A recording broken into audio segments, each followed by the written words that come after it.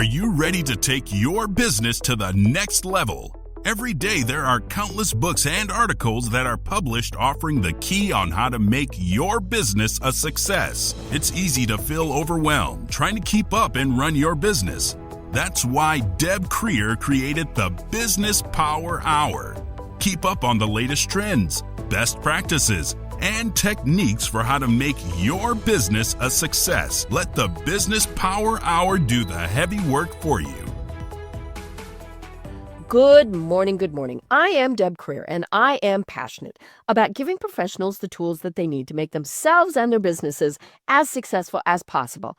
I'll be honest, got a touch of a cold today. You know, that's what happens in the winter. We get all cooped up and we get cooties. But we are going to soldier on because that is what we do. And so please join me in welcoming my guest today. Welcome to Kyle Austin Young. Welcome, Kyle. How are you? I'm doing well. Thank you for having me. Perfect. Kyle's just a hop, skip, and a jump up the road from me. And so, he's in Nashville and I'm down here in Atlanta, where as we are talking, it is, we're under storm warnings, all those things. And we were both laughing because we're from places where they really know what snow is. But yeah, so we're going to have a great time chatting today. But let me tell folks just a little bit about you and we will go from there. Thank you. So Kyle Austin Young is an award-winning strategy consultant for high achievers, entrepreneurs, and leaders in a wide range of fields. This work has given him the opportunity to develop and refine a powerful system for accomplishing big, meaningful goals that focus on understanding and changing your odds of success. Kyle is a popular writer for Harvard Business Review, Fast Company, The Boston Globe, CNBC, Psychology Today, Forbes, and Business Insider. Holy schmoly, he is busy. He is also the author of the newly released Success is a Numbers Game, Achieve Bigger Goals by Changing the Odds. When he's not writing, consulting, or spending time with his family, you'll usually find him fishing. So again, Kyle, welcome to the program. Thank you so much for having me. It's an honor. I love it. I love it.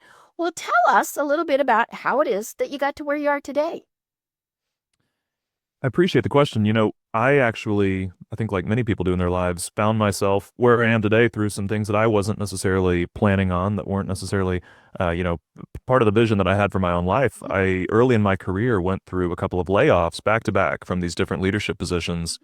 And in the first case, I was a product development director at a health organization. In the second case, I was running a small business that was very successful. And without warning, both times, I lost my job, lost my income. The first time we had just bought our first home, my wife and I, and so that wasn't a great time to lose a job. The second time, it was painful, yeah. And the second time we were in the process of adopting our daughter and starting to build our family through a pretty famously expensive process of adoption.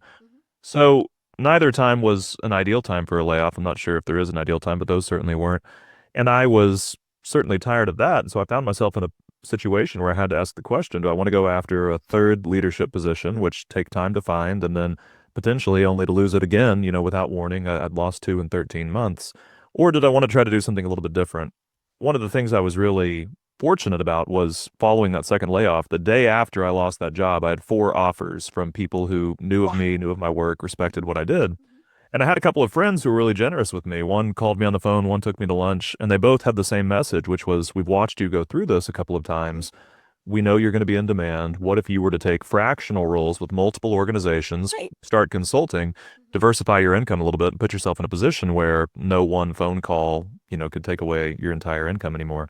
So I took that advice, and I started with a couple of the organizations that made me an offer, the day after I got laid off, ended up adding other clients over time. That was over a decade ago, or roughly a decade ago at least. Parts of that story are over a decade ago. And it put me on this track of consulting, which then, as you mentioned, led to opportunities to write for Harvard Business Review and Forbes, and later create the book. Mm-hmm. I love it. So, when you were fractional, were you a COO, CEO? What level, or kind of a variety thereof? I have held so many titles. It's funny. One of the interesting things about consulting is you'll hop off of one call to another and you have to switch hats, kind of like there's a character on Green Acres. I don't, what was the character on Green Acres? He had half the jobs in the town. I forget his name, but he was pretty much everything. And so I will sometimes hang up a call from being the operations manager and and switch straight to a call where I'm the director of marketing or whatever the case may be in some of these organizations. So there have definitely been a variety of roles, but typically what I'm trying to do is I'm ultimately trying to help companies grow. That's usually what the goals center around. Now, in order to grow, I find that you have to do all of the operational things. You have to invest in team culture. You have to invest in product development. So I'm not trying to grow at the expense of organizational help, just the opposite. I'm trying to build a foundation that allows organizations to grow. But one of the things that changed for me when I got laid off twice was I had this realization that, I was raised to believe that if you showed up on time, did your job with excellence, you were nice to your coworkers, you've conducted yourself with integrity, that you were going to be gainfully employed for the rest of your life. And I tried to do that and I got laid off twice back to back. And what I learned from that was success in my career wasn't just going to come down to my individual performance. It was to some extent going to come down to the success of the organizations I was involved in. If they weren't succeeding, if the money ran out, even if it were due to things that had nothing to do with my job description, I could find myself laid off. So one of the things that I brought into my consulting work was a desire to make the projects I was a part of successful, even if that was outside the scope of what I'd been hired to do. And that's what led to this kind of obsession with odds of success and probability. How can I change the likelihood of getting the outcome that I want?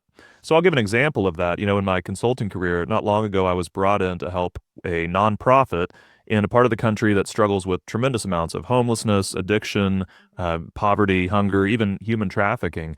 And they have this pretty remarkable organization that is able to raise millions of dollars through thrift stores that they own, and that supports a lot of the ministries that they have. But then the other half comes from donors, and that's what allows them to serve this really needy community here in the United States.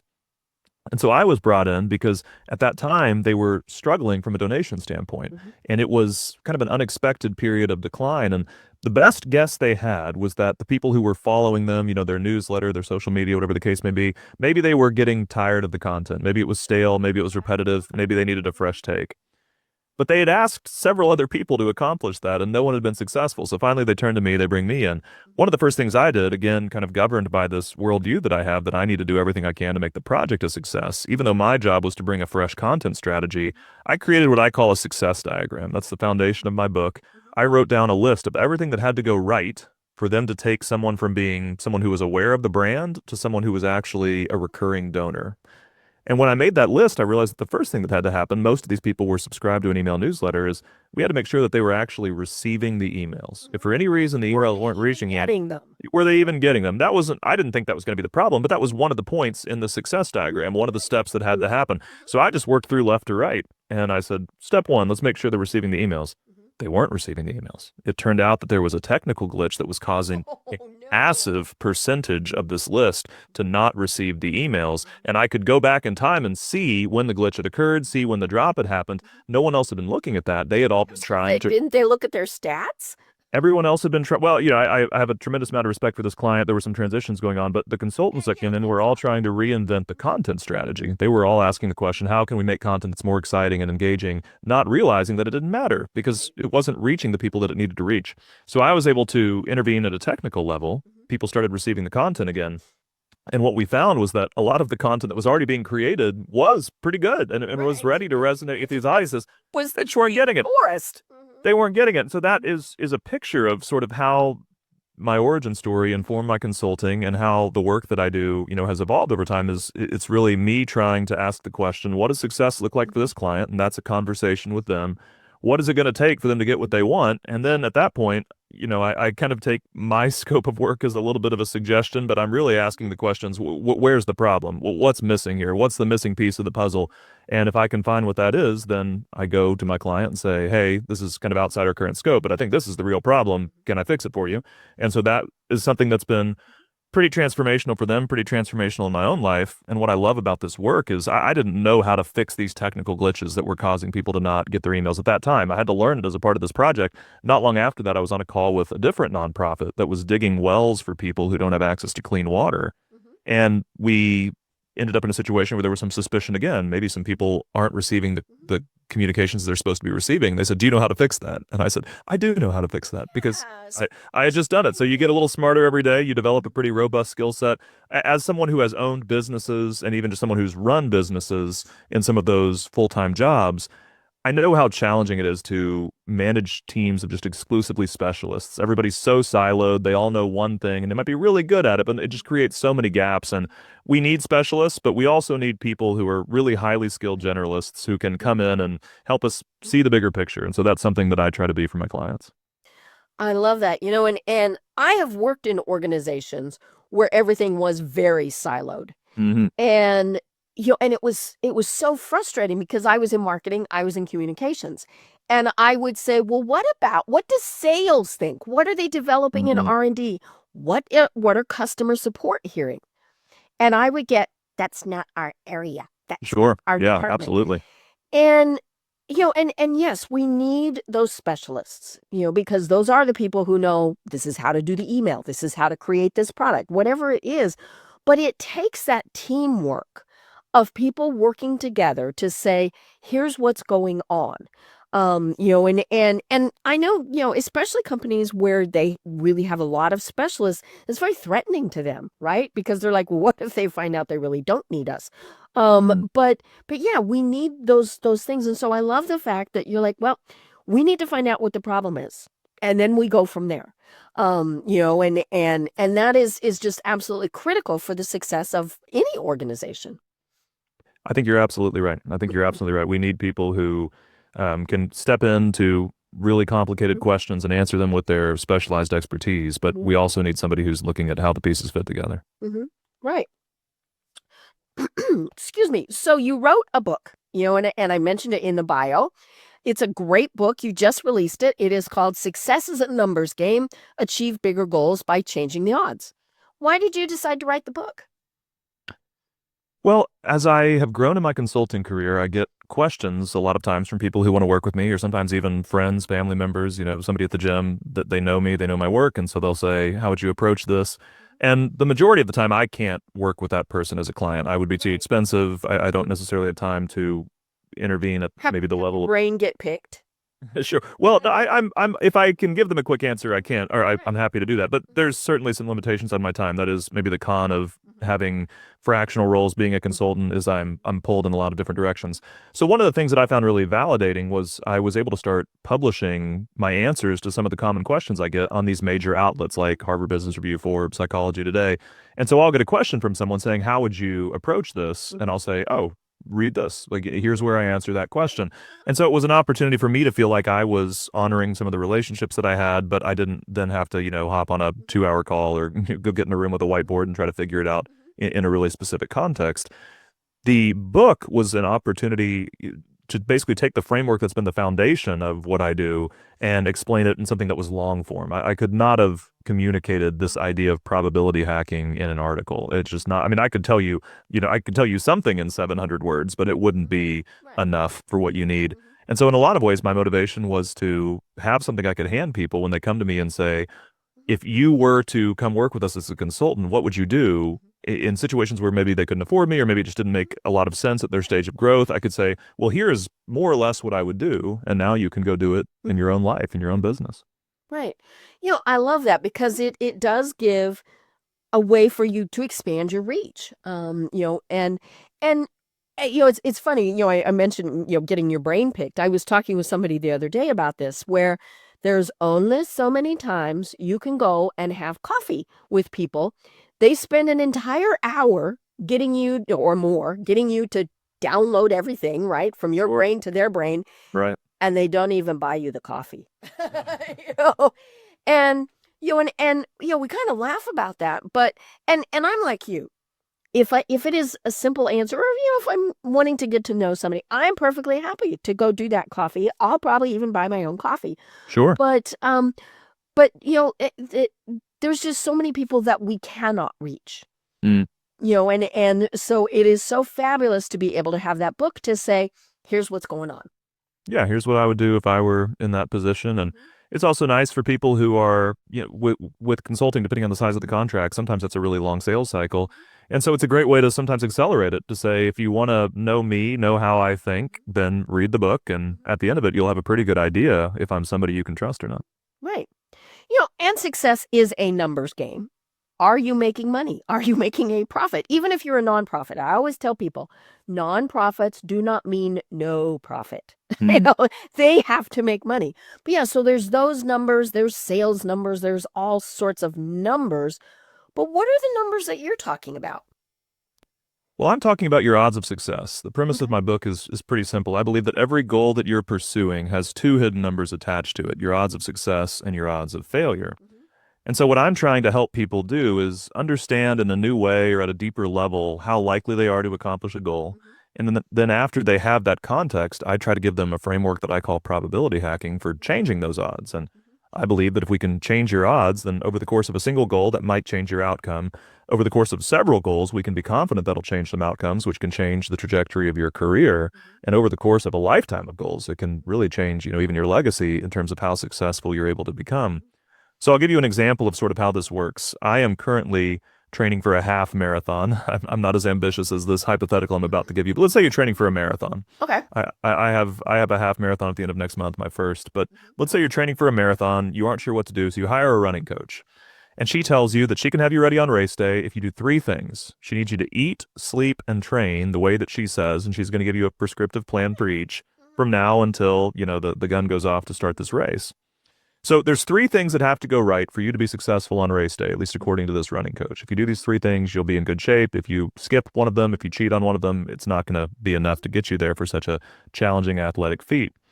So what I would do is I would create a success diagram. I would write out the three things that have to go right for me to accomplish the goal. At the far right, I would write my goal. My goal is successfully run this marathon, and then there's three steps leading up to it. Eat a certain way for this period of time, sleep a certain way, train a certain way. So now I know what I call my critical points, the things that have to go right, the prerequisites to my success. If any of those things fail, I'm not going to accomplish the goal. So we then have an opportunity to start estimating how likely do we think we are to accomplish each of those things. And I'm going to use some really easy made-up numbers. Let's just say that we think it's 70% across the board. I've checked in with myself. I've looked at my routine, my schedule. I've looked at what's expected of me. I think it's a 70% chance I'll eat the way I'm supposed to, sleep the way I'm supposed to, train the way I'm supposed to. This is where a lot of people fall into a thinking error that I think contributes to a tremendous amount of the dysfunction that we see in our world. We fall into a trap called averaging. I think that humans instinctively, when they're considering a goal, ask themselves the question, what's going to be expected of me? What am I getting myself into? And what's the minimal amount I can do? Sure. Yeah. What's the minimal amount I can do? And then they ask the question, do I feel like I can accomplish each of these things? And if there's something in there that just seems completely out of reach, like let's say I want to play in the National Basketball Association, but I know that pretty much everyone in the National Basketball Association can dunk a basketball, and that's just not really in reach for me, or this doesn't feel very in reach for me. So maybe I say, okay, maybe I'm not going to play in the National Basketball Association. So we do that a little bit instinctively, but a lot of people fall into a trap, and that trap is called averaging, and that is if they feel good about their odds of each prerequisite step, they feel good about the goal as a whole. And that's not mathematically sound. So in this scenario, there's three things that have to go right: eat, sleep, train, and we think there's a 70% chance we can do each of them. Many people, even if they would get the question right, in a math quiz, will get it wrong in their real lives, and they would say, okay, so there's a 70% chance that I'm going to be able to run this marathon. Right, because it was 70, 70, 70. 70, 70, 70, or if nothing else, I feel really good about my odds of success. This is at least a predicted success. It's actually not. In reality, we have to multiply these three numbers together to see our odds of all three of them going right. And if we do, we find that 0.7 times 0.7 times 0.7, we have a 34% chance of being ready on race day. 34% is not a number that a lot of people would want to make a really big bet on. So we start to understand where some of the dysfunction we see in our world comes from. We have people saying, they think the game is rigged, or we have people who, such large percentages of us fail to accomplish our New Year's resolutions. We see statistics like 9 out of 10 businesses fail. We start to understand that when we realize that in the context of an example where only three things have to go right, and there's a 70% chance of each of them going right, we have a 34% chance of success. And all of a sudden we say, oh, I can understand why, a big political initiative might not produce the desired outcome. I can understand why a merger or an acquisition might not create lasting shareholder value.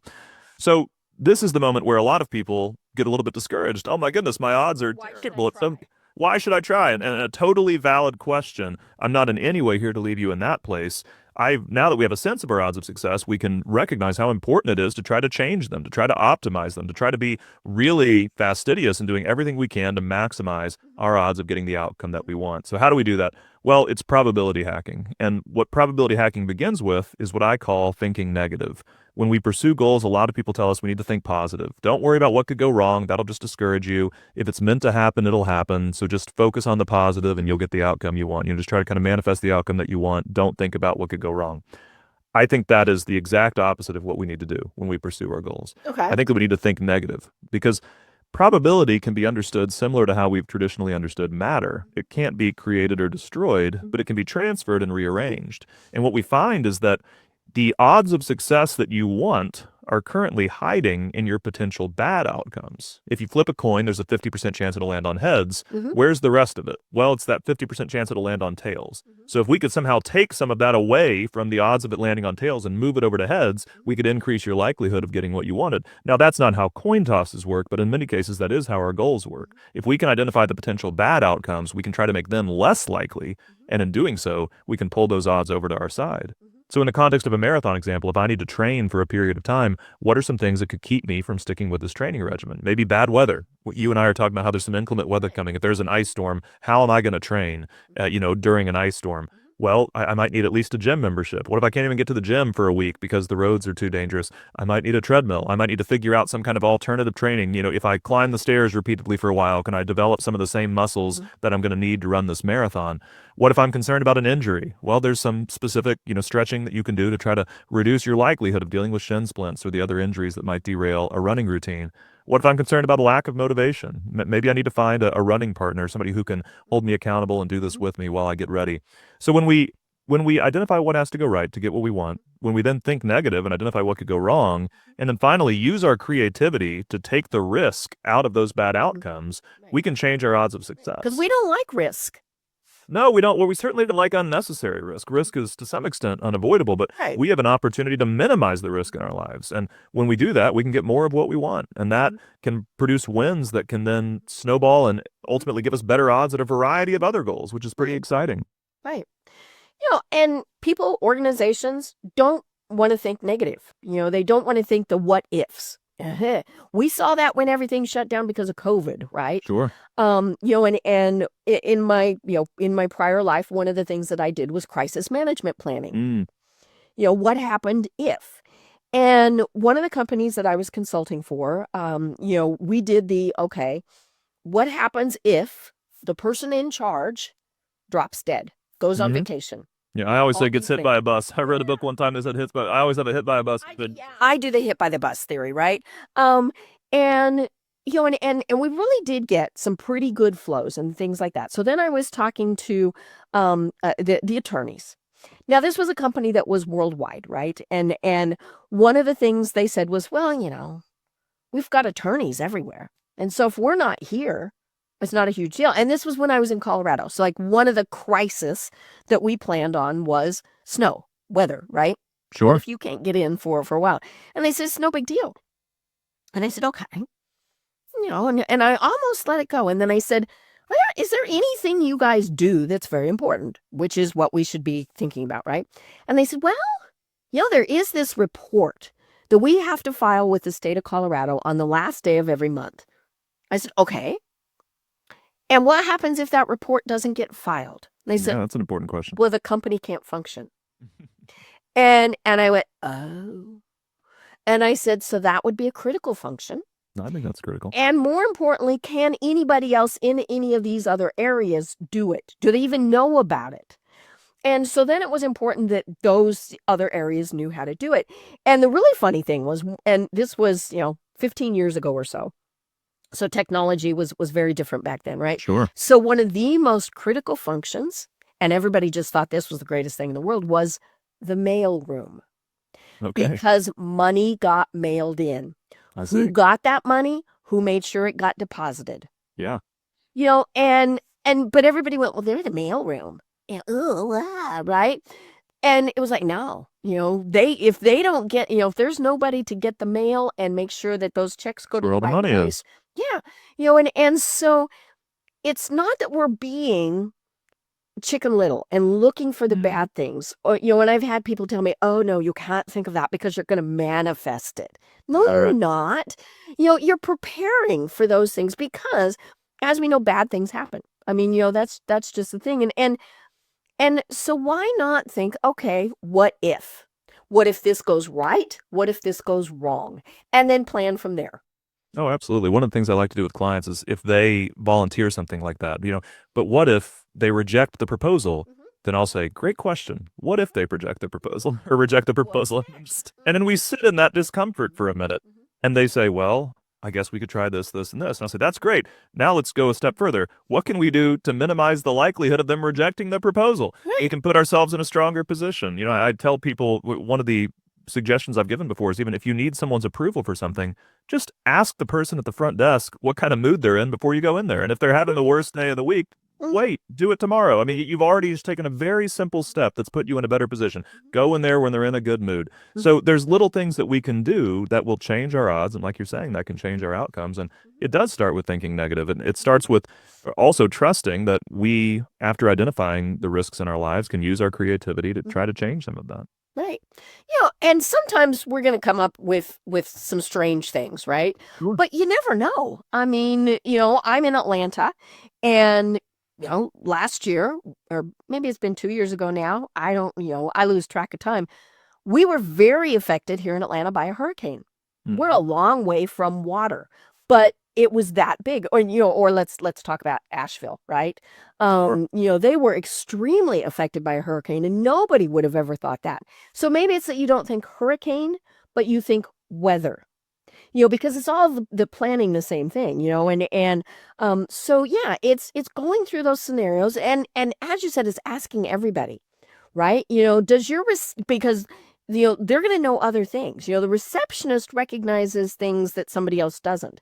And one of the things when we were doing crisis management planning is we worked very closely with all of the administrative secretaries because they knew everything.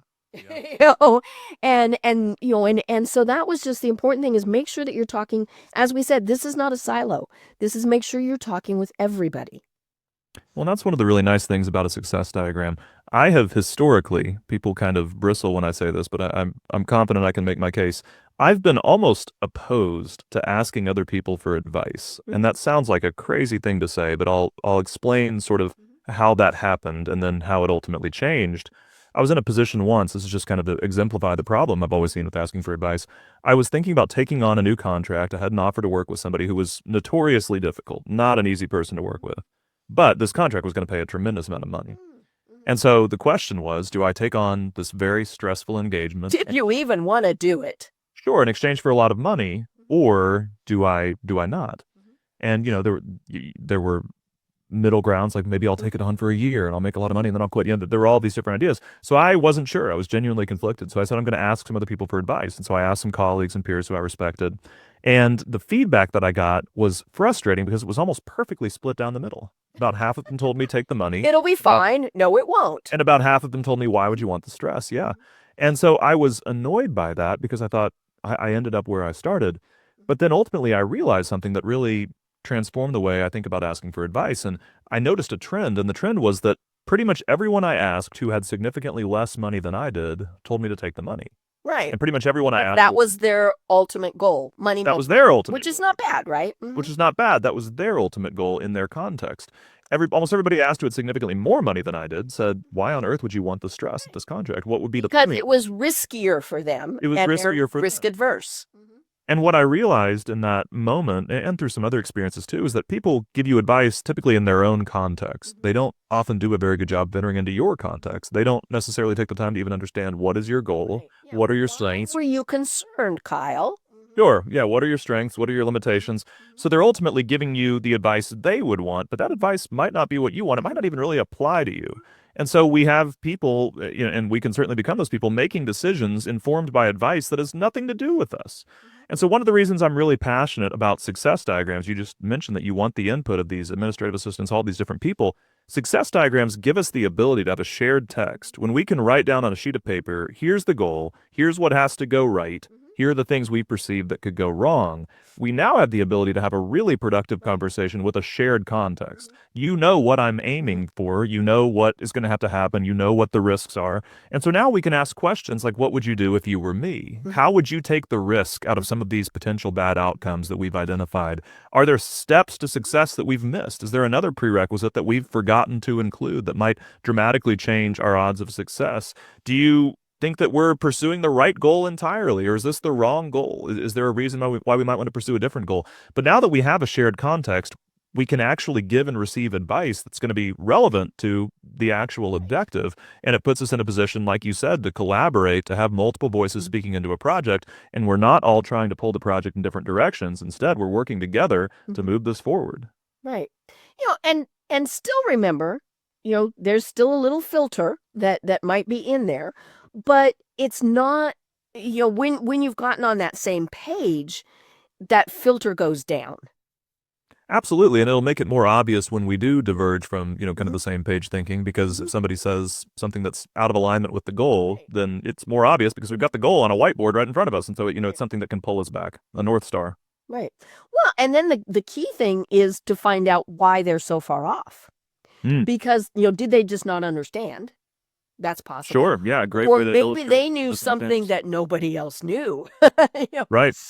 It could be a great way to illustrate misunderstandings, or like you said, it can be a great way to tease out of people some concerns they have that maybe wouldn't happen in kind of a groupthink environment where everybody's nodding along. Right. It even just makes sure you're paying attention. How many of us have dozed off in a meeting before and maybe not even realized we did it? We were responding to an email that felt important. It didn't feel like we were betraying the meeting or anything like that. We were just trying to keep everything moving, but we may have missed a phrase or even a word or even an inflection that changed the meaning and put us in a different position. Right. So in your book, one of the things you talk about are the 4 paths to success. Sure. Let's go into that in detail. So I believe there are 4 paths to success. I think a lot of people think there are 2. You can either basically be really talented, and that leads to success, or you can be really lucky. So there's some people who succeed because they have all these advantages, and there's some people who succeed because they get lucky. I think that both of those are true to a certain extent, but I think there are 2 more paths to success. I actually think there are 4. I think some people succeed because they're really lucky. I tell that story in the book of I tell the story of Norma Jean Dougherty, this woman who is working at an aviation munitions factory during the war, and she just has this factory job. A photographer for an Army magazine comes to the factory to take pictures for this publication to kind of inspire the troops, show them some of the things that are going on here. And he meets Norma Jean, and he's just blown away by how beautiful he thinks she is. And he says, "Could I take some pictures of you for magazines outside of the military?" She says, "Sure, let's try that." She has tremendous success. She's on all of these covers, and then she ultimately spins that off into a really successful acting career under the stage name Marilyn Monroe. Marilyn Monroe. And it's this story of incredible success, but I would completely call that a lucky break. And I think it's really important to understand that, because while that's a really obvious example, I think we have a lot of people trying to reverse engineer the success of people who maybe just got lucky. Turns out they drive a They were Louis seen convertible. at the right time by the right person. Yeah, potentially. That may be all it is, or maybe they even just that they were teamed up with a partner who maybe they're the person you should be reverse engineering, not the more visible founder. So, they drive a blue convertible, and now we're all buying blue convertibles because we want to be as successful as that person. But what if, would you ever tell someone, if a young woman came to you and said, I think I really want to be an actress, would you say, great, let's get you a job at an aviation munitions factory so you can follow in the footsteps of Marilyn Monroe? We want you to follow Marilyn. Yeah, no. Is it possible that could work? Sure, it worked for Marilyn Monroe, but it's not a very high probability odds of success. So some people do succeed because they get lucky. That's real, and I think it matters that we identify that because, again, those are stories that we can be happy for the person who found the success, but we probably don't want to reverse engineer that. Some people do succeed because they have a tremendous amount of advantages. That's real too. That we talk a lot about Nepo babies, the children of famous people. Their odds are great because they typically have money, they have connections, they have a mentor in the form of their parents who can answer all of their questions. We would expect them to be pretty successful. It's not that surprising that these people often do succeed at their parents' professions. And I think that's important because most of us don't think of ourselves as a Nepo baby. We might not think that we were born with all of the advantages, but there are almost definitely goals in your life that you could pursue that would be high probability goals for you. Right. It's good to be aware of those. My father is an optometrist. He has an optometry clinic. If I wanted to be a successful optometrist, I would have a huge step forward in that because I could inherit his practice. Right. But even in smaller goals, there are things that we can pursue. I was just really fortunate in my earlier days. One of the ways that I paid my way through school was I was an English tutor. So I had some natural aptitude, and then I spent years editing other people's writing. And that made me a really strong writer because I was constantly thinking about how to make pieces of writing better. So by the time I had arrived on sort of the scene as a consultant, I already had really well-developed writing skills. So I asked, what are the goals that are pretty high probability for me? And one of them was maybe I could write for major publications. And in doing that, I could then transform my odds of success at a variety of other goals. If I was getting published in Harvard Business Review, how much easier would it be to get a book deal or to get big consulting contracts? But there's tremendous wisdom in identifying what are our high probability goals. What are the areas where we have some advantage? Because that is another path to success. Then there's two more. The third path to success is the power of repeated attempts. It's one of the most reliable ways to take bad odds of success If and they'll still do try again. try again. But there's some real math behind this.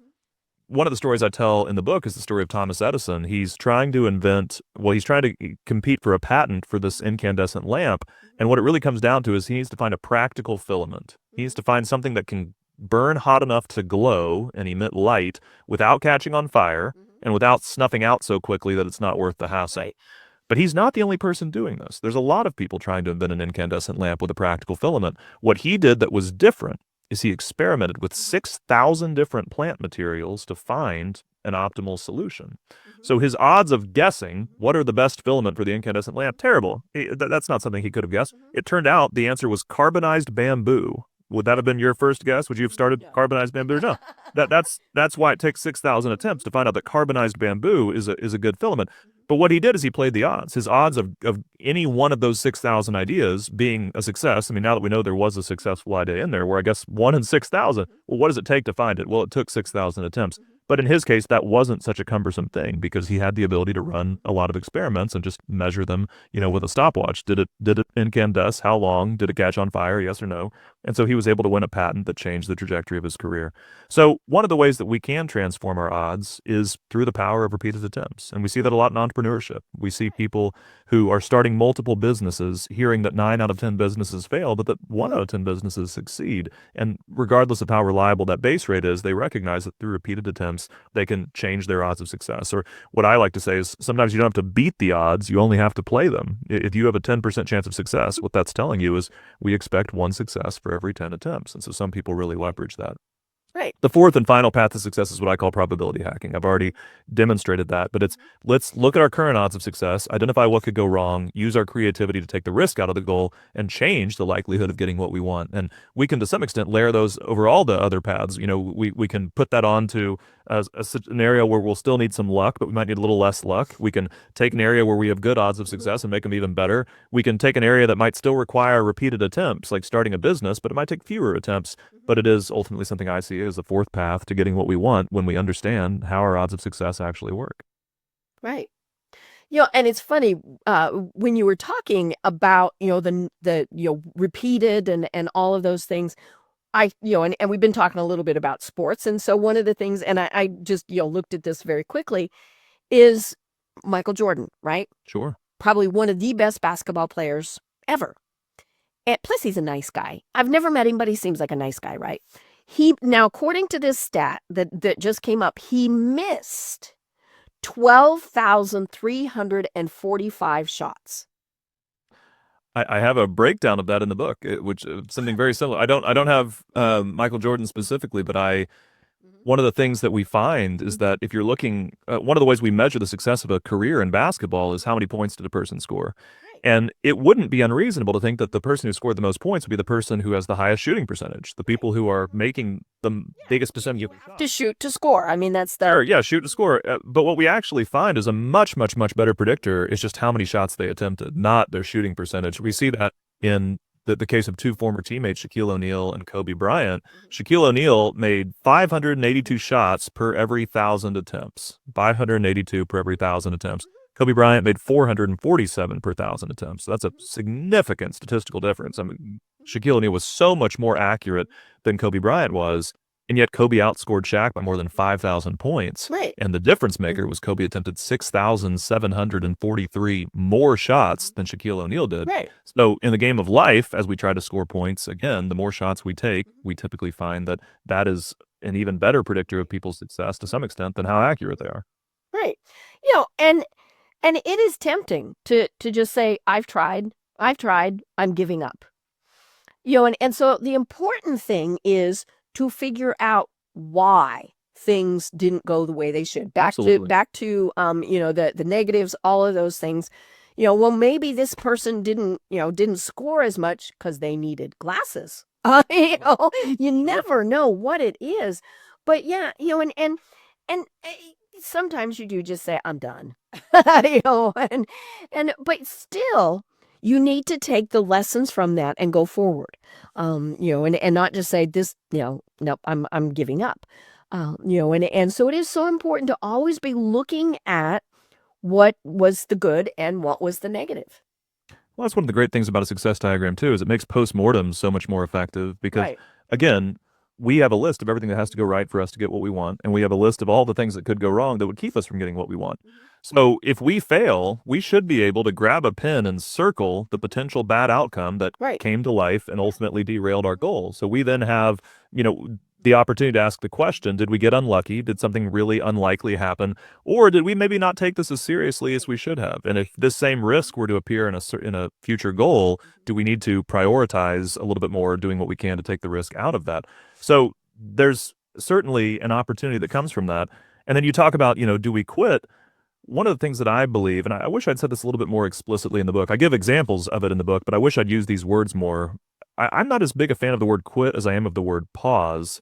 And the reason for that is there's no reason why you need to say for the rest of time, I quit this goal. I'm never going to try. Not again. I'm never doing that again. This is how I remember it, and I may remember it wrong because it's an odd memory. But how I remember it is I was 11 years old. We were leaving a funeral member of a family member. Excuse me, a funeral of a family member. I misspoke.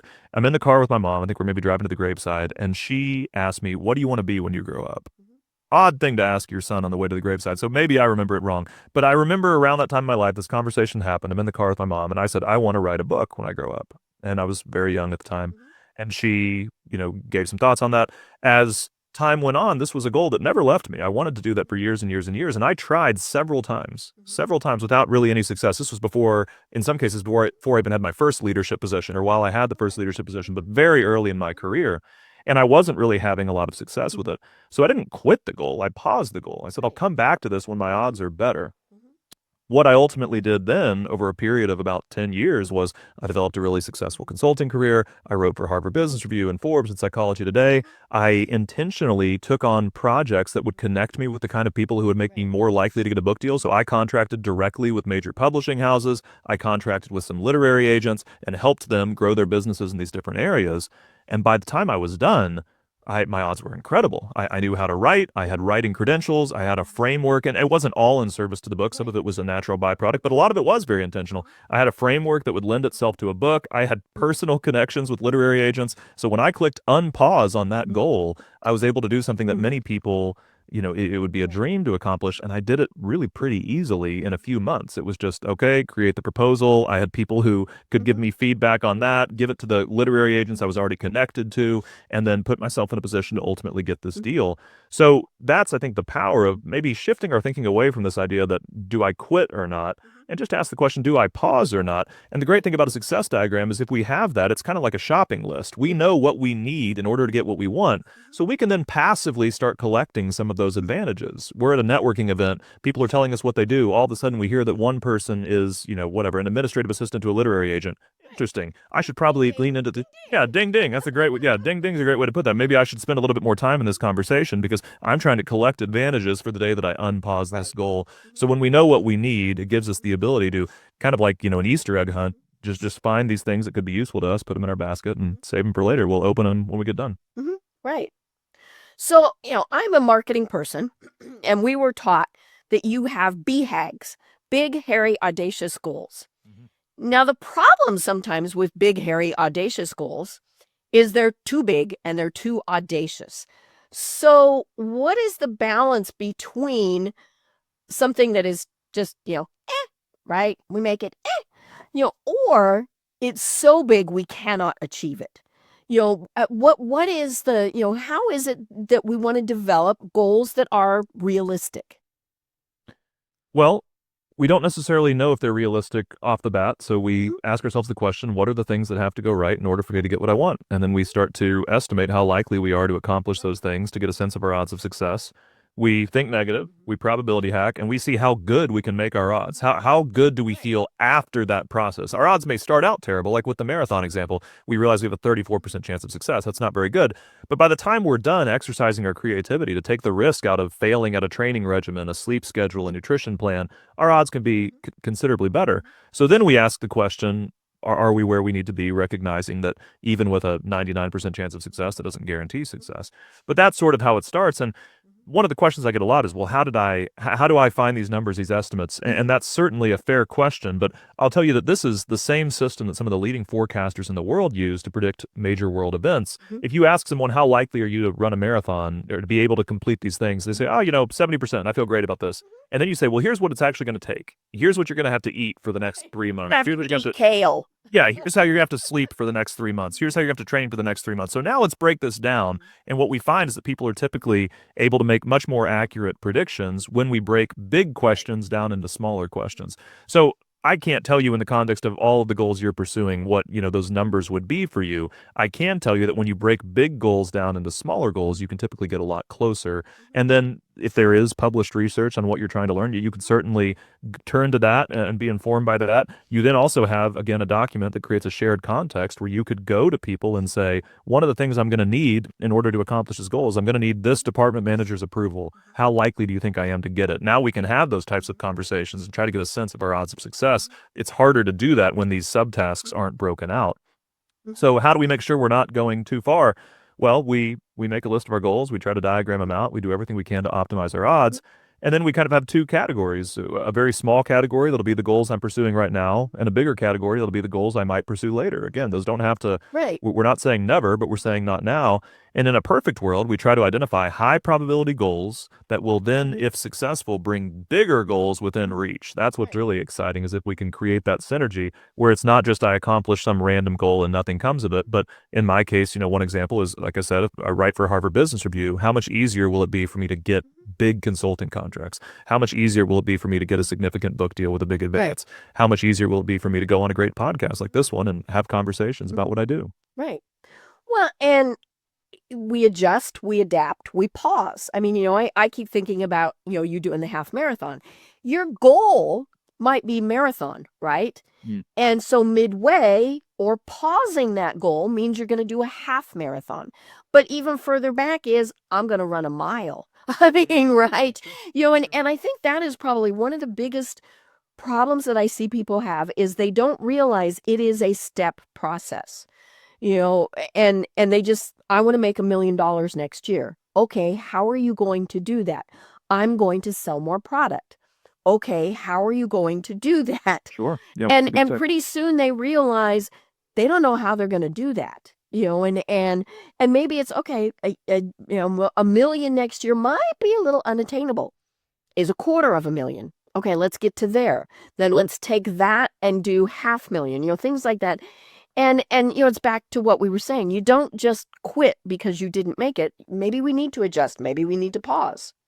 Yeah, maybe we pause. And in the context of failure, a lot of times we run from it. Something didn't go well. We want to distance ourselves. Maybe we feel embarrassed. It was bad. Yeah, it was bad. But that's typically a missed opportunity too, because even in the context of failure, we typically have accrued some advantages that we could reapply to different goals.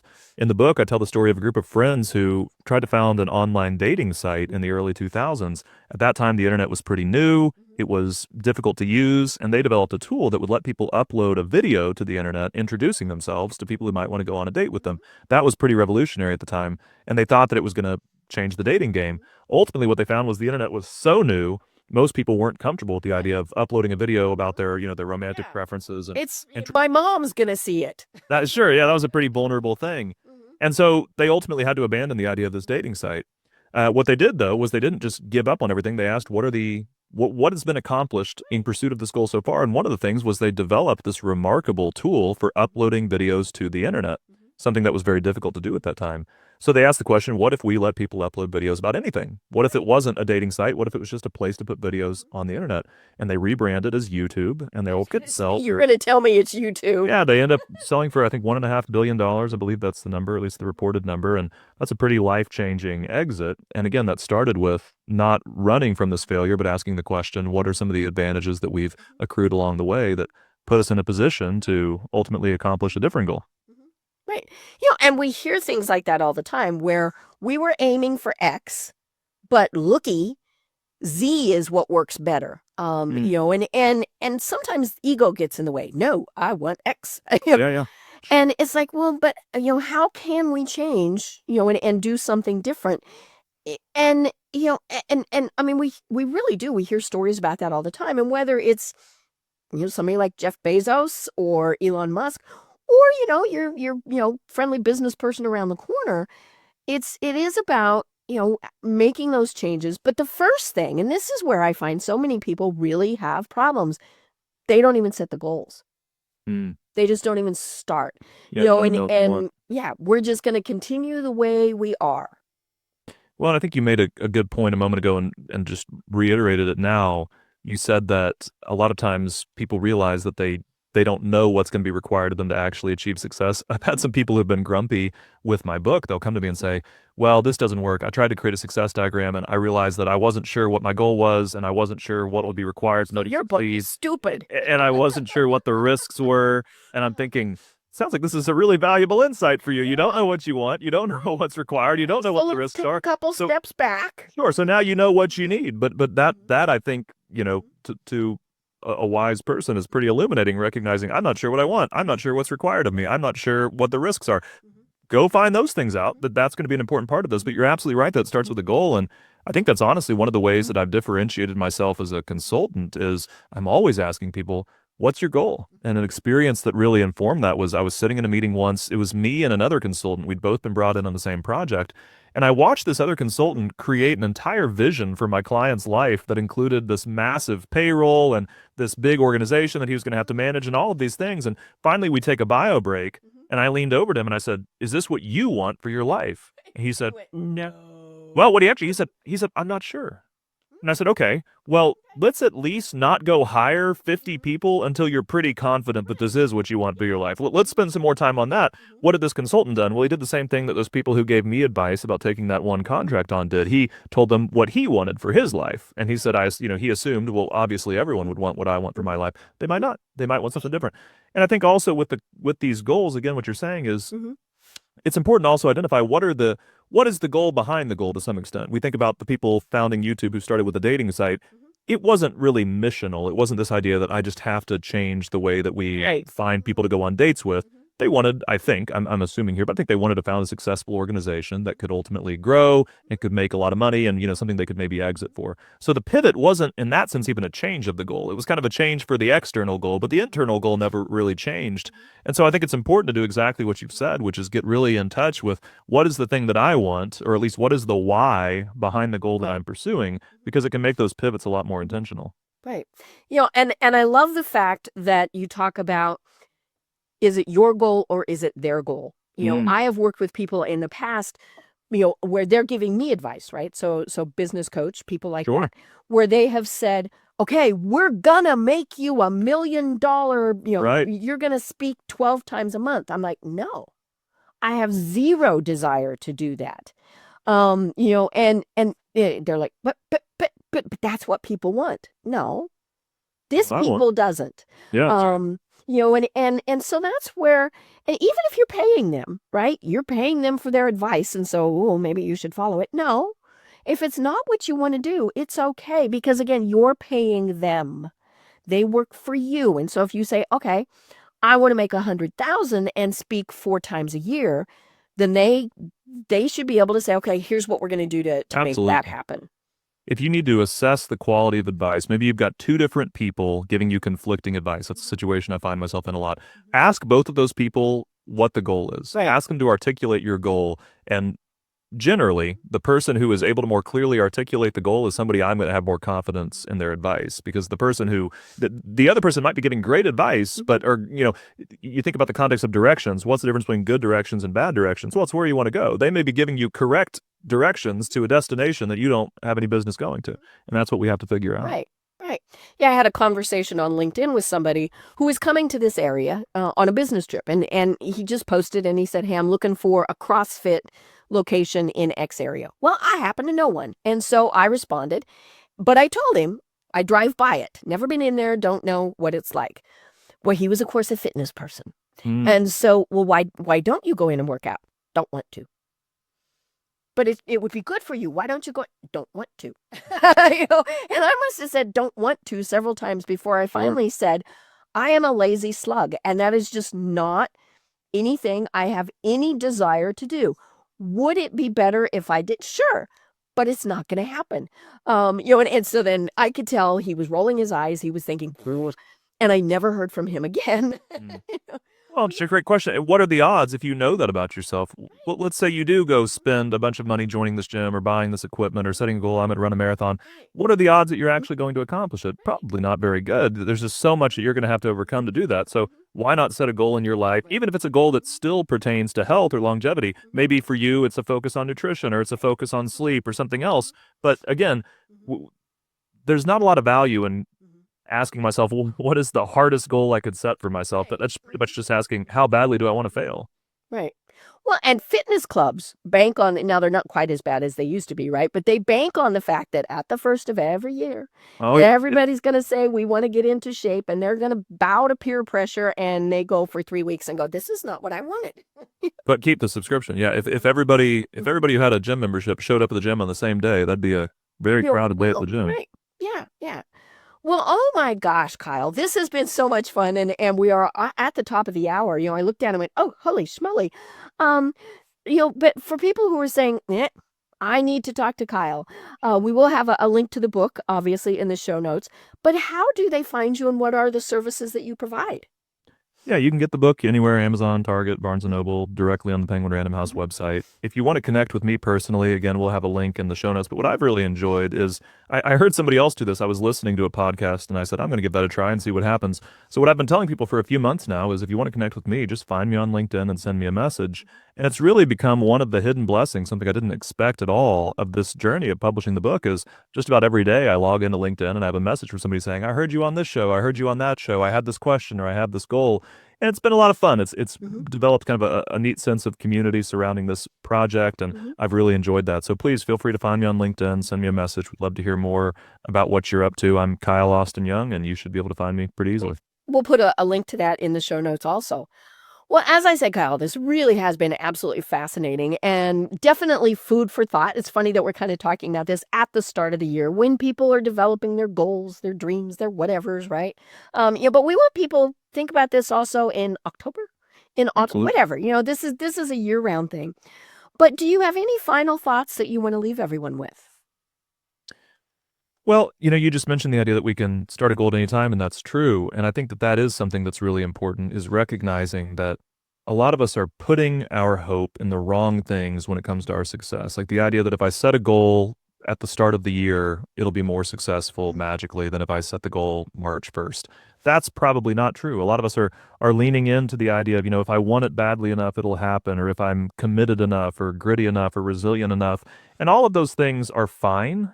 But ultimately, what is, in my opinion, a much stronger predictor of what's going to happen is your odds of success. And so instead of asking yourself the question, like, how much do I want to run a marathon? Ask yourself the question, what are the odds that there's an ice storm in the next 90 days? Because how much you want to run it isn't going to change the weather. That's bad news to some people. They don't like it when I say that, but I think it's true. I don't think how much you want to run a marathon is going to impact, your kids maybe getting sick and you need to take care of them for a week. I don't think it's going to impact the weather. I don't think it's going to impact an injury to some extent. So you're going to need to ultimately recognize that there are risks that are threatening to derail our odds of success. We don't have to be scared of them. We can actually acknowledge them. And by acknowledging them, we can then try to take the risk out of them. And I think that's a powerful thing. You asked what services do I provide? I try to help people do that in the context of their businesses. If they're trying to grow their organization, I'm there to ultimately answer the question, well, help them identify what is it that we want, what's the goal, what's it going to take to get there, what are the things that could go wrong. And sometimes I'm brought in just to help take the risk out of one potential bad outcome. Other times I'm there to help create, the master plan that we're going to use to try to accomplish what we want to accomplish. But ultimately, when we use a success diagram, think about our odds of success, and give ourselves a bird's eye view of what we want, we can think more intentionally, we can make smarter decisions, and ultimately, I believe over the course of our lives, we can see dramatically better outcomes. Oh my gosh, such wisdom. I love it. I love it. Well, I'm Deb Creer. I really have been having so much fun talking with Kyle Austin Young. And until next time, everyone have a great day. Tune in for our next program for even more trends, best practices, and techniques for how to make your business a success. The Business Power Hour, hosted by Deb Creer, is proud to be part of the C-Suite Network.